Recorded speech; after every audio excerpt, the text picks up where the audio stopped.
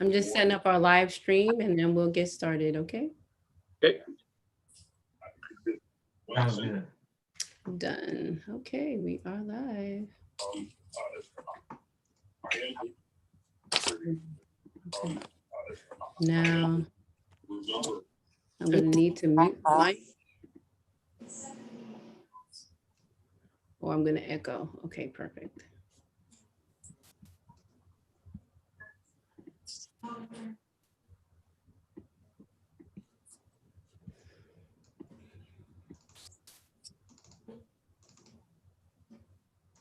Okay.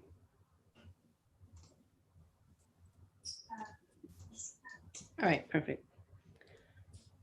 All right, we'll let everybody come in as they come in. And we are live now on YouTube. All right. Well, welcome everyone. We're gonna go ahead and get started. My name is Shahiwa Jarrett Gellin, and on behalf of the Broward County Black Chamber of Commerce, we are so happy to have you here with us tonight. So as people come on, please just go ahead and mute yourself. Tonight is special as a part of our Business and Politics series. We're featuring local, state, and federal electeds so that we understand, we make sure to understand how politics on all of these levels impacts our businesses. And so we are very pleased to have our guests here today, Senator Shevrin Jones, as well as Senator Gary Farmer. But before I jump into our guests and read their bios and get started with the legislative wrap, I did want to thank my partners on this event. I have a board member, but also a partner on this event, Mr. Brian C. Johnson from the Minority Builders Coalition. Go ahead and say a few words. Just real quickly, thank you all again to two of my favorite senators, including my own senator, Senator Jones, for lending your expertise and passion to the perspectives of entrepreneurs who need to understand better how their business operates in the context, especially against the backdrop of politics. And thank you, Madam President, for taking the lead on pulling us and pulling them together.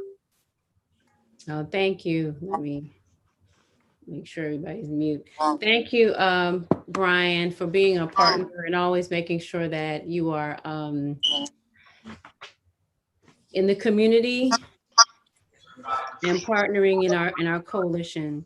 I also wanted to introduce the Lauderhill Chamber president, who is unfortunately unable to attend tonight. They kind of have a funding emergency tonight that just came up.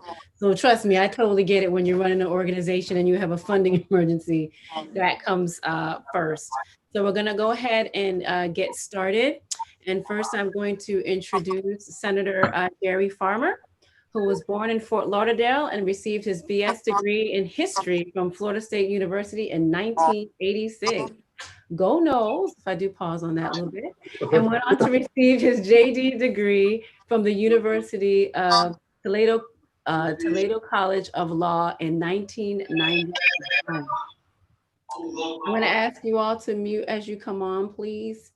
Farmer has spent almost his entire career fighting for the rights of consumers, fair and just compensation for victims, and the protection of the civil justice system and full access to courts. For over the past decade, Mr. Farmer has been on the forefront of high-profile consumer litigation in Florida and across the country. Gary Farmer was elected to serve as a Florida senator for District 34, representing Eastern Broward County in 2016, and has served as a Democratic leader for the 2021 legislative session. Thank you for your service and your leadership, Senator Farmer. Now, we also have with us Senator Jones, a young, energetic brother we have with us tonight. A Florida native, born and raised in Miami Gardens. I have all people from Miami Gardens always go back and say Carroll City. Carroll City, that's right. Carroll City. Let me put that. Senator Jones has called West Park home for nearly 2 decades.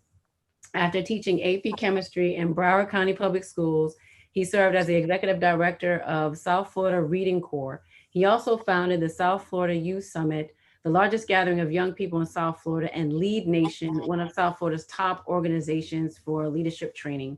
Before being elected to the state Senate, he served in the Florida House from 2013 to 2018 and has loved advocating and securing funding for youth mentoring, championing legislation that increases transparency between the public and law enforcement, and consistently fighting for change. And I think I'm going to end with that on the bios, because this has been a really challenging session. And so I thought it was extremely important for us to have this session this year at the chamber, as we were kind of forced to kind of pivot and pay attention to what was going on in Tallahassee. So I'm going to start off with you, Senator Farmer, to kind of give us a wrap and a summary of what happened in this session on some of the important issues that you saw this session. Sure, thank you. And Senator Jones and I have done some of these together. We did a town hall together in Hollywood, Hollandale, and I wish I had better news to report on this past legislative session. I came up with a format, and I've done it the last couple of years, the good, the bad, and the ugly. And unfortunately, the good is very little, and the bad and the ugly is a long list. It's just, and I'll start by saying, I think we were really impacted in a negative way by the COVID pandemic, and in the sense that we had no public participation in the Capitol this past year, and it really created a vacuum. Normally when controversial pieces of legislation are put forward, groups come up to Tallahassee en masse, and they walk the halls, and they educate us, and they give us real life stories on why a piece of legislation is not a good piece of legislation. And that was just totally absent this year. And we would sit in committees and look out at an empty room, and so you wouldn't have, educated interest groups or constituents or people, again, who, are subject matter experts. Senator Jones and I, like all legislators, we know things about what we do and what our careers are and things of that nature, but we're not subject matter experts on everything. And we really rely on the public and groups and interest groups and even, yes, lobbyists to educate us. And that was all missing this past year. And it really had a chilling effect. And I think it really created a fertile environment for Governor DeSantis and others to come forward with a really harsh, harmful, and really in many instances hateful slew of legislation. And happy, and I don't want to steal all the topics and from Senator Jones, and we can dive into these as we go forward. But I mean, whether it was corporate interests over public health, which things like doing away with any COVID vaccine passport, the COVID liability bill, it just unnecessary. Lawyers aren't doing COVID cases, but to apply it to nursing homes and healthcare facilities. Nursing homes, my gosh, it's our grandparents, and we put them there for one reason only, and they're being paid to do one thing, and that's to take care of the residents. And the residents can't go anywhere, and they have no control of their environment. So doing that, I don't think was good. There was a tobacco bill that was billed as Tobacco 21. It was a trick. I mean, tobacco, there's already federal legislation about having to be 21 to buy. What it really did was deregulate the vaping industry. And then you could go on and on, assault on the democratic process, social media deplatforming, of course, HB1, which I think has been very much on our minds this past few days as we support our Cuban brothers and sisters, but can't help but point out the irony of a bill that was pushed by the Republican Party that really was not necessary. We already had laws on the books to deal with mobs and violent conduct, but it really had a chilling, and we believe could have a chilling effect going forward on speech and peaceable assembly. School vouchers, guns in schools now. In any school that's affiliated with a church now, they can't stop people from bringing guns into schools.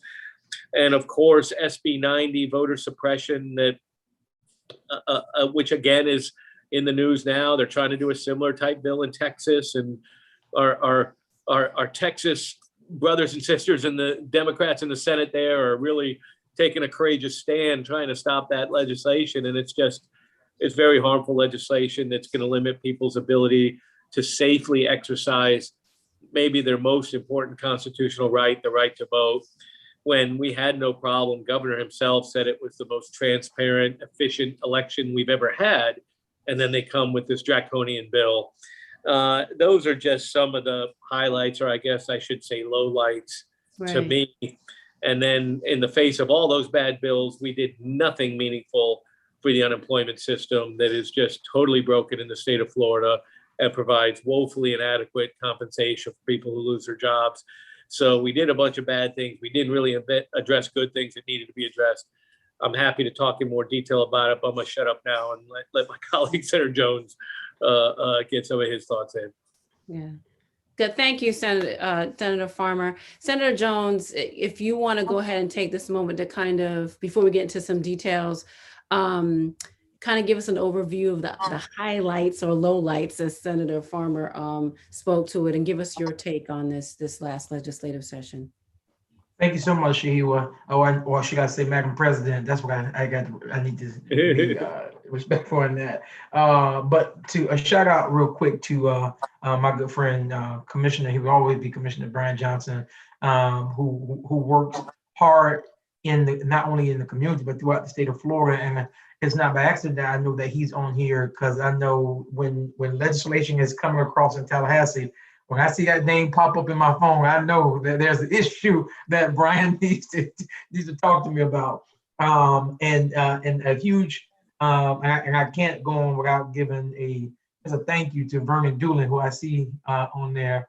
I'll tell you a story about Mr. Vernon later, but listen, our Boys and Girl Club days, that was our dude. So it's good to see you, Brother Vernon. At times in this legislative session, there were more challenges than solutions that were created. Governor DeSantis and the Republicans there, they prioritized making it harder for the people to have their voices heard, both during the legislative work and for years to come. There was a lot of different types of initiatives that were passed by the legislature, including those that criminalized peaceful protests. Senator Farmer, who is a good friend of mine, made a clear distinction of what we're dealing with right now here in South Florida. The usurping of local control, the emboldening of vigilante violence, making it harder to cast our ballots in the future elections, making it harder for people to propose amendments to the state constitution, and eliminating the ability for transgender women and girls to participate in sports that match their gender identity. All these different things are issues that we dealt with in this legislative session.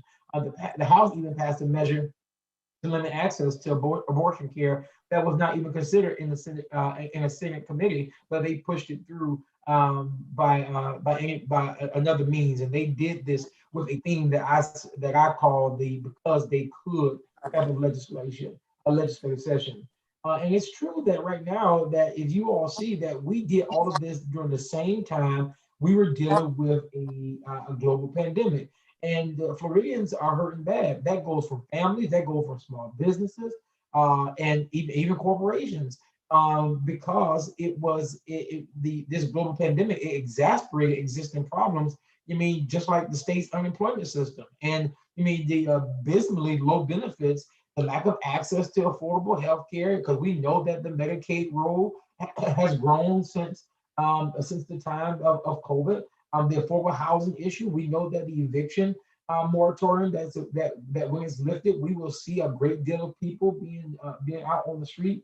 So things that our state government can and should address for the betterment of people's lives, we did not. Instead, my colleagues, they chose to ignore the plight of everyday people and instead push a litany of oppressive and bad bills to hurt Floridians.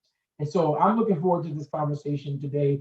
because I think that when we start making people more financially educated, that not only saves communities, that make for healthy communities, they make for healthy people. And so I'm looking forward to us not just talking, but moving from what we talk here today and moving that into some action, because I believe that the chamber is the incubator where things can develop and can grow into politics. And Senator Jones, I agree with you, and that's why we're doing this to show that we need to engage the process. And specifically, I want to ask about two bills that you heard from me, and I'm sure a bunch of others this session, because it really, quite frankly, scared us. Because at the end of the day, HB 53 and SB 1076 attempted to take, any type of preference that we as a chamber and minority builders and other such associations have fought for, so that there is equity in the process when it comes to procurement and utilization of Black businesses. So I wanted to talk specifically about those two bills, SB 1076 and HB 53, and so that our small businesses understand how what is happening in Tallahassee can impact them locally. I think there's this disconnect and this misconception that they're far away in, Tallahassee. What they're doing doesn't affect,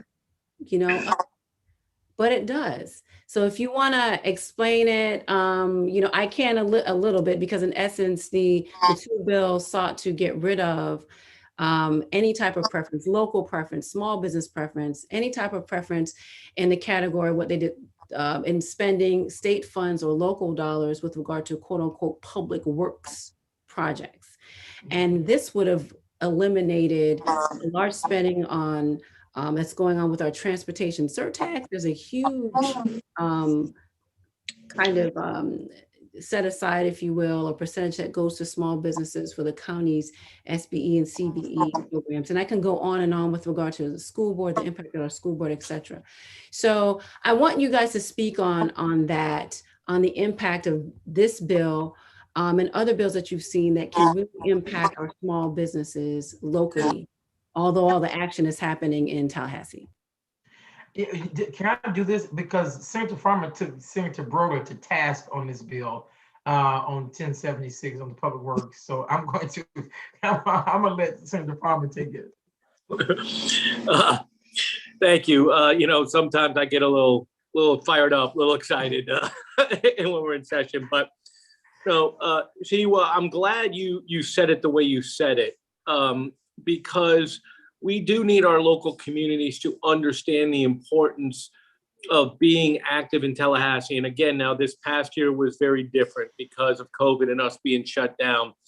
But that legislation was it's a classic piece of legislation in that it was worded and advertised in a way that was just gonna do away, give local governments more freedom and more control, yet they're preempting local governments with everything else. And here we have incentives that exist so that our communities can ensure that minority-owned businesses of color are getting their fair shot and getting at least, some of the pie, because, so many of these community development projects exist in neighborhoods that are in need of help. And so it was very offensive to me that we would be doing something that would take away incentives and programs that have been, Senator Jones hit the nail on the head and talking about this was a session of they did it because they could. And we both use that phrase, I think, a lot. The other phrase I've been using too is so many bills were solutions in search of a problem. These local programs and these state-run programs where we give these incentives and make sure that we have a fair and diverse representation in the businesses that are getting these government dollars have been working so well. And they've been enabling minority-owned businesses to be competitive and get the chance to prove themselves.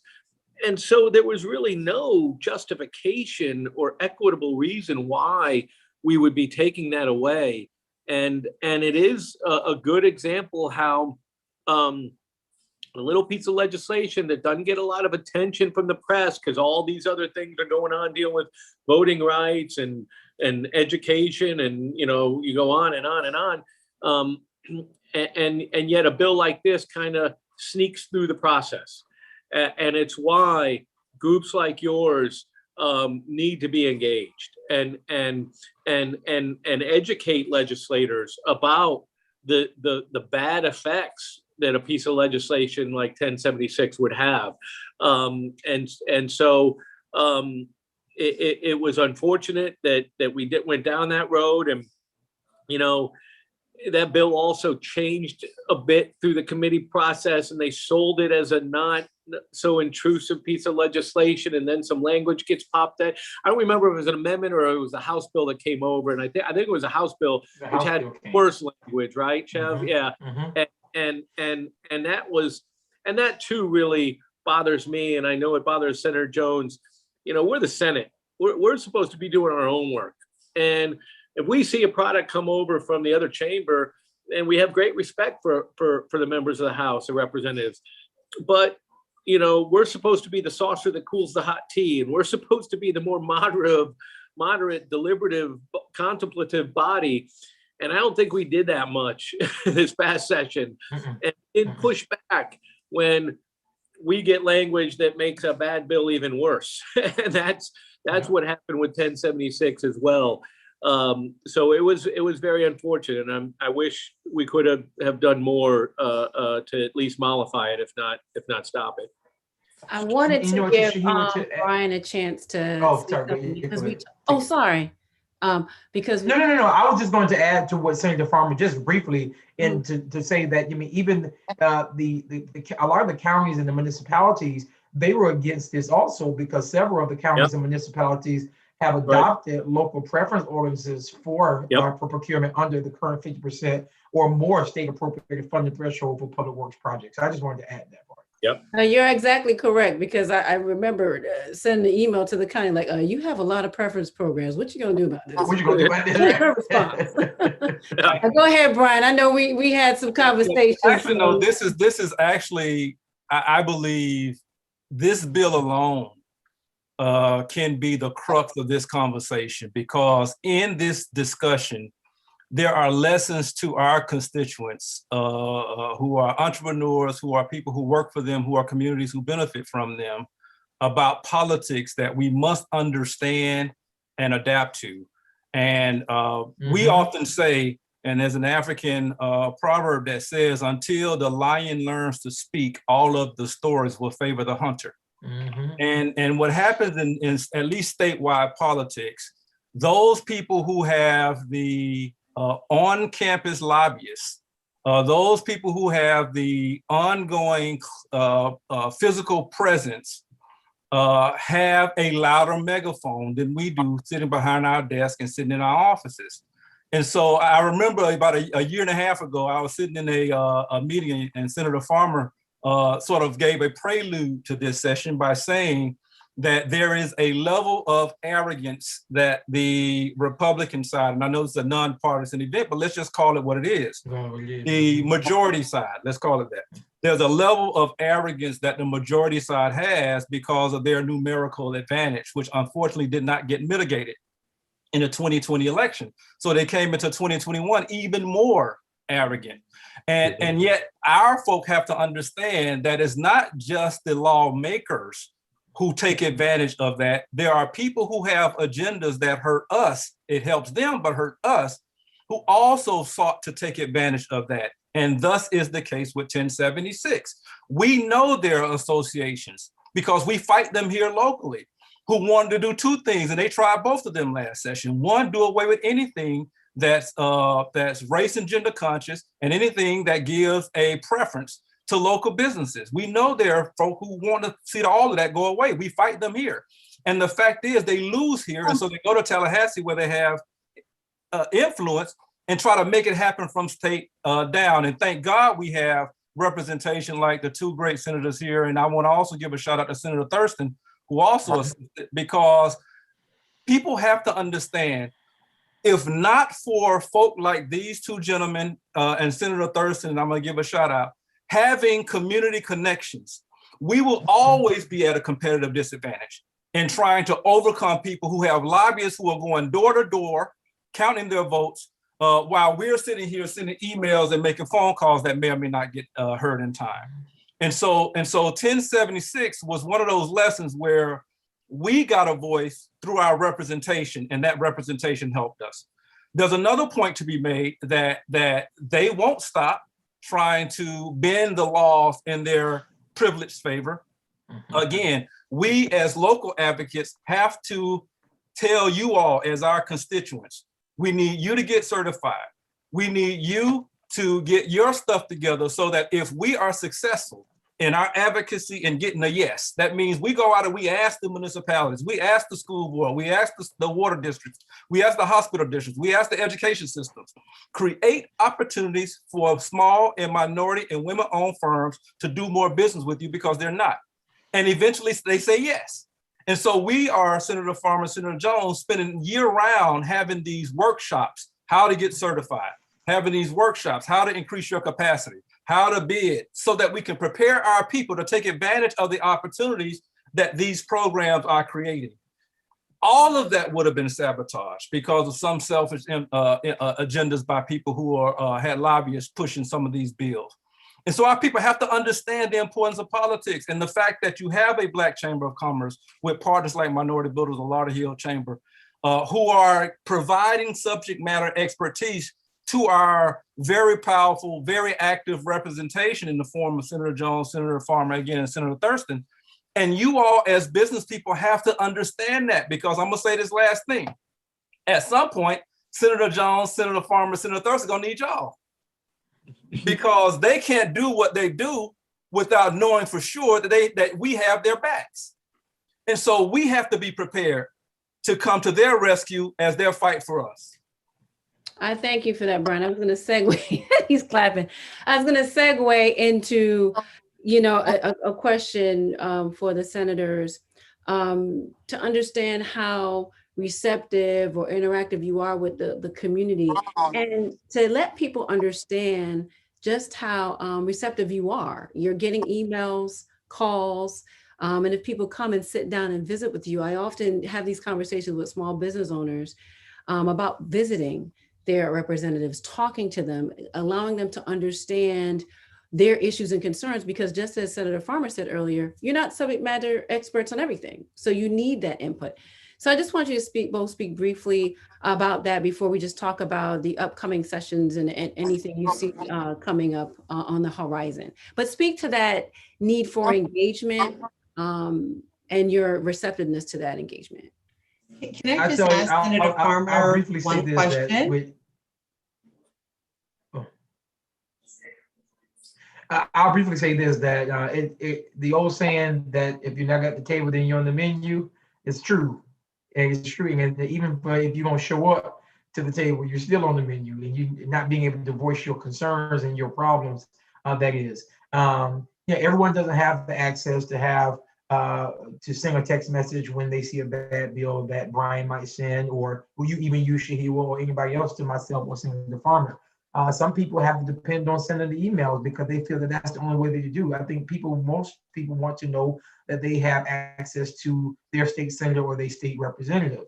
The importance of coming to Tallahassee and sitting down with your legislators, more specifically, since we're talking to a Black chamber, I would love to see more of our community in Tallahassee, because a lot of the issues, and Senator Farmer knows, a lot of the issues that we deal with, and he's an ally. Senator Farmer is fighting on the front lines with us for the Black community for a lot of the things that we deal with, whether it's the small businesses, whether it's our youth that's out on the streets. Now, granted, last year, we didn't have visitors because the Senate was locked down.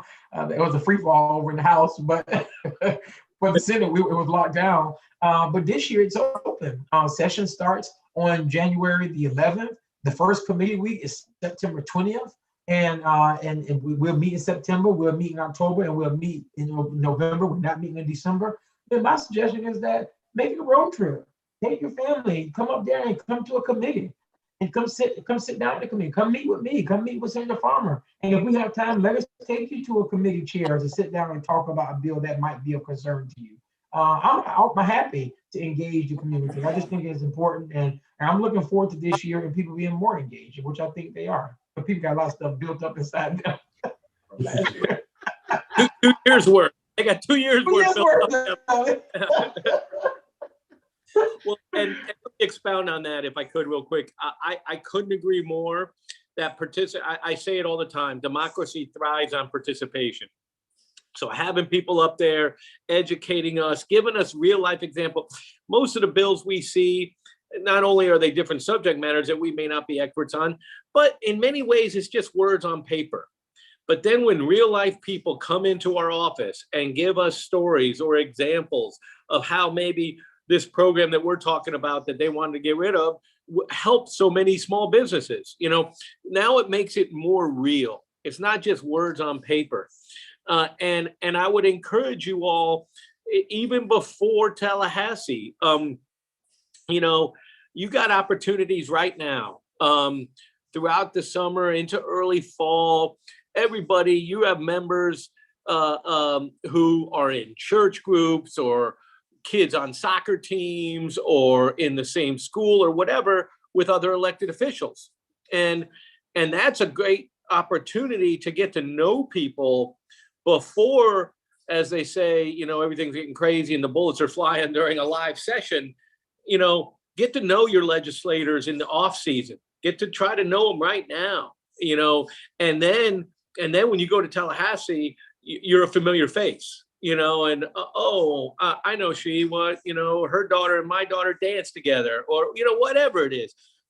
That's really helpful too, because it's a lot harder for people to hurt people that they know. And like I said, that works together with the whole issue of making an issue real and not just words on paper.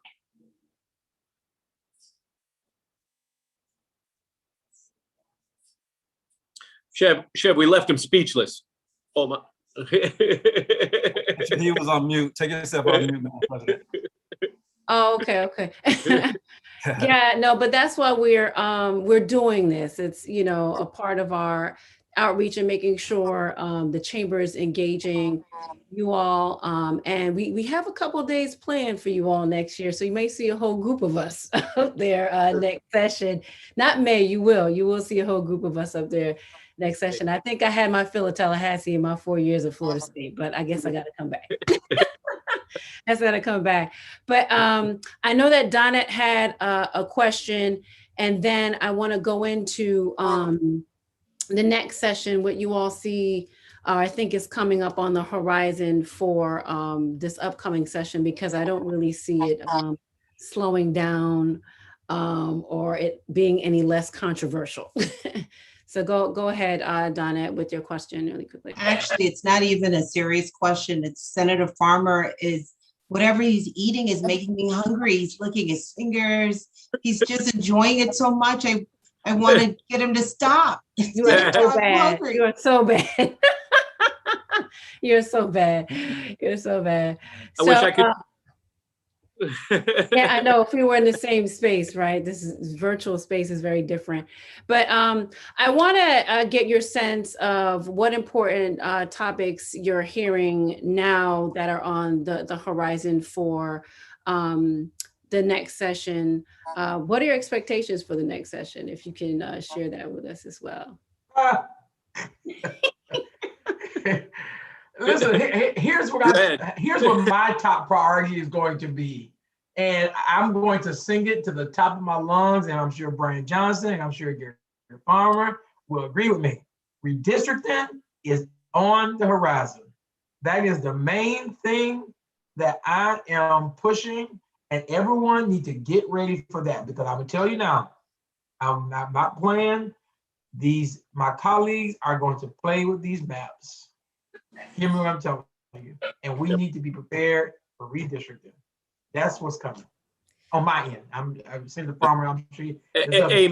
it's the first, second, and third most important issue we're going to deal with this coming legislative session.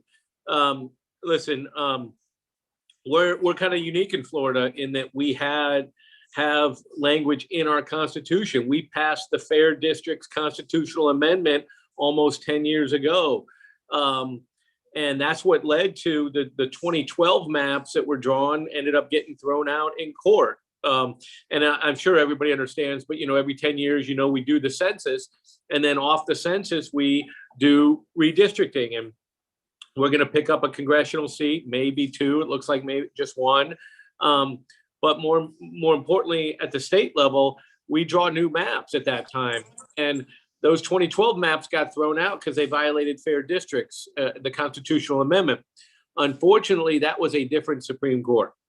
And now we got a Supreme Court full of Ron DeSantis and Rick Scott appointees.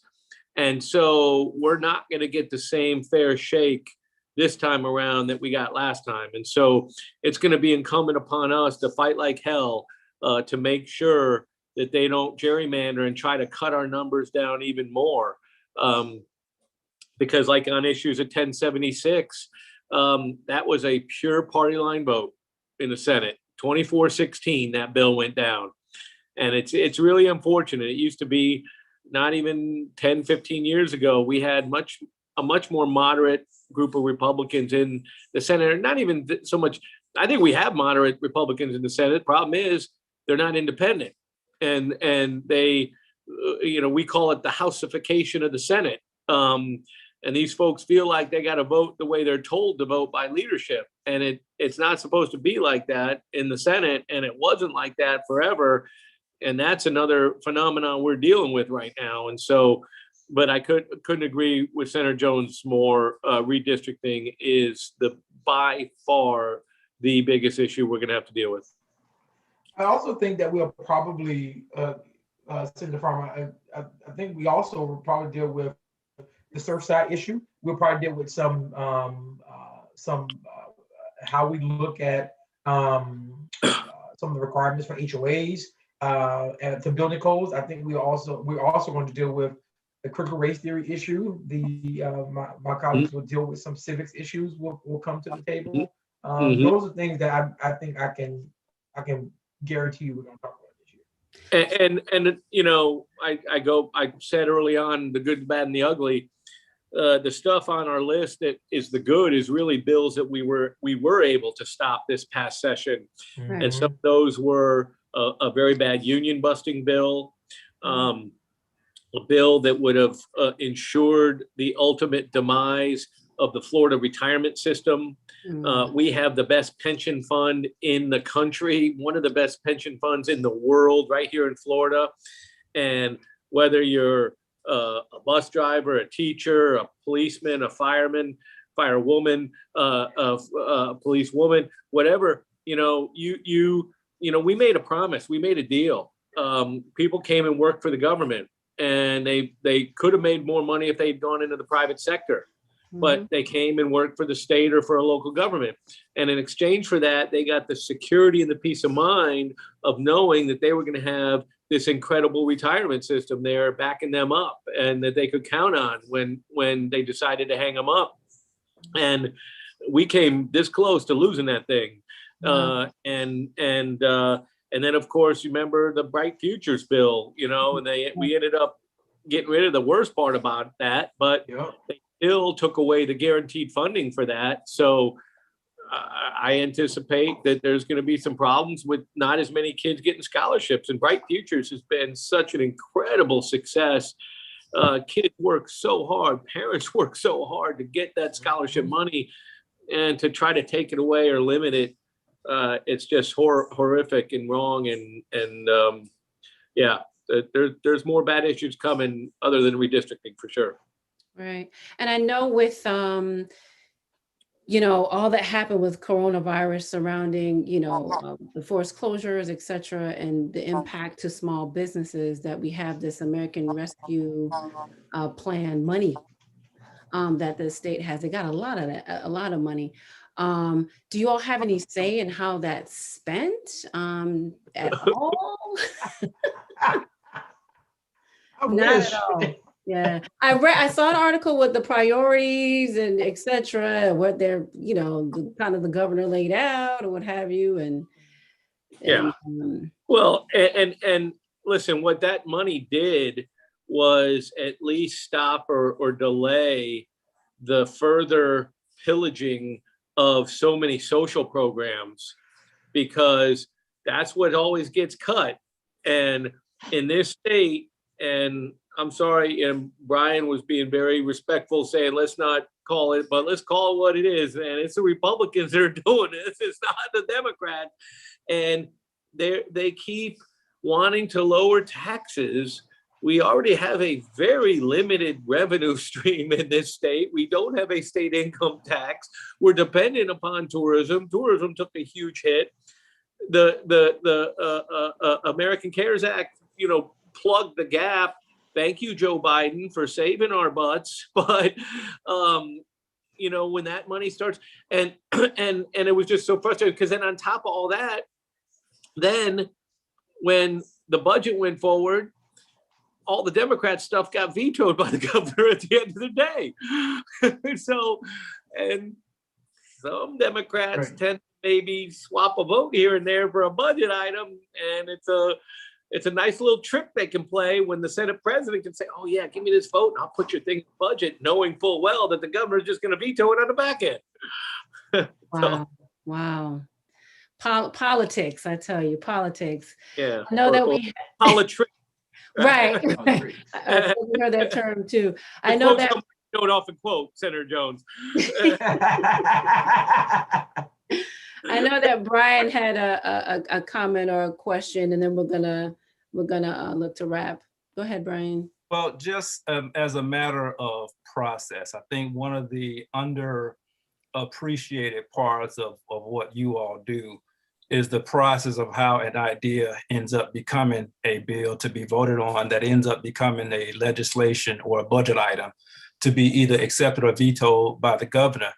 And so as a idea, no matter what its source is, nor its intent is, comes forth, bills ends up in certain committees. And one part of how we have to get better at advocacy is identifying first who are in those committees, who are the people in those committees. And then secondly, making friends amongst those who are not the ones we're familiar with, because as you all have heard often, there's a numerical advantage by one party over another. And that's not a close advantage, it's a huge advantage. And you see that numerical mismatch in terms of who's represented on these committees. And so my question to you all is, where or how would you recommend we go about identifying, and I know Senator Farmer said that there are some who are moderate but not independent, but how do we start engaging those who think differently normally, who are on the other side of the aisle at these early stages, such that they also will understand the ramifications of their decisions? So we know you all, because you're of us, you're from us, you identify with what we identify with, are going to understand our sensibilities. But how do we reach out to others across the aisle to get them to better appreciate the true consequences before it gets to the floor? I guess I'll take it first, and then let Senator Jones jump in. I think, listen, in Broward County, as you said, Brian, you're preaching to the converted here. We're with you guys. You had us at hello on these issues, but you have sister organizations throughout the state. And it goes back, I think, to the personal one-on-one type of advocacy that Senator Jones brought up and that I was talking about. And reach out and, because there are Republican senators out there, and I hesitate to name them, but we don't want them to get blackballed, on the other side. But there are, text me the names. Yeah. Senator Bradley, Senator Rodriguez, there are several of them, and there are areas that are purple areas, so every vote matters. And so that's where, if you've got Black Chamber of Commerce in other districts, we can help guide you, and we can get more specific maybe offline when it's not, a broadcast forum. Because one, I always like to keep it real. Fear is the biggest motivator when it comes to politics and being a legislator. And the main fear is not getting reelected or not getting elected. And so showing that there's numbers on your side gets people to think more. And then you get into the substance of it and how you justify it, substantively. And that's where I think you can start making progress. And nowadays, it won't manifest itself as much in an open vote. It's what's the old joke? Democrats are like mopeds, fun to ride around on, but you don't want to see it happening. Ride around with. Republicans don't want to vote in public. Oftentimes, they're not allowed to vote with us. But you educate them behind the scenes, and then they go to leadership before a bill is filed, as it's going through the process, and say, hey, I'm really uncomfortable with this or that aspect of it. And then hopefully we change it through that committee process, because they always got to have the Republican offer the amendment or offer. We come up with great ideas, they take them and they pass them under their flag and not ours. But behind the scenes is, I think, and I'll let Senator Jones chime in on this, because he's very, very effective at this in Tallahassee, educating and behind the scenes work and getting them to either back off or fix things. No, Senator Farmer, you said it all. And I will say this, Brian, and it's just that a lot of these things, some of them, they won't let good bills of ours. Gary said it, they won't let us carry the good bills. So either one or two things have to happen. Either we have to amend our bill onto other people's bill, which I'm fine with. I'm under the impression now that as long as what I believe in gets the opportunity to get into and becomes law, I'm cool with it. But it's also finding who our allies are. Some of the names are already called out. There are some people who we can probably win over sometimes. Some like a Jeff Brandes. We can get Jeff from time to time. And there's a few others like a Tom Wright. Who he will vote with things that make sense, specifically if he know that it's an issue that's about to affect home rule. Tom Wright he's an outright no on that. Or what's the other gentleman name from Orlando area? I think he's from Ocala.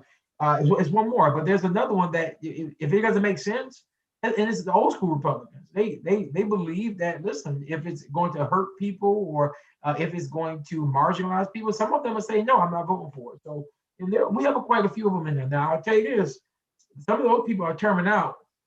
And some of these new folk who about to come over from the House, I serve with them. And so it's about to get real extreme in the next 2 to 4 years. Yep.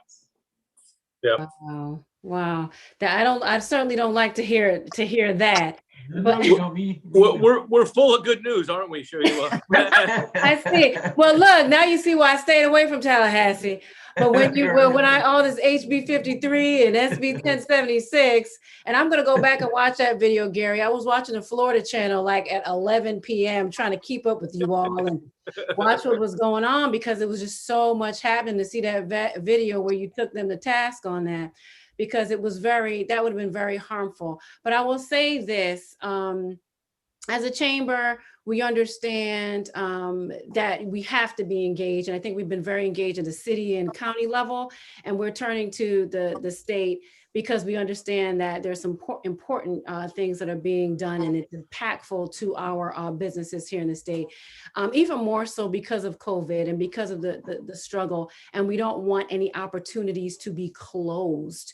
And that, in essence, was what could have happened this session. And so that's just a part of us, engaging and educating our members so they understand that this is important. We know that they have a lot on their mind, they're running businesses, but this is important too.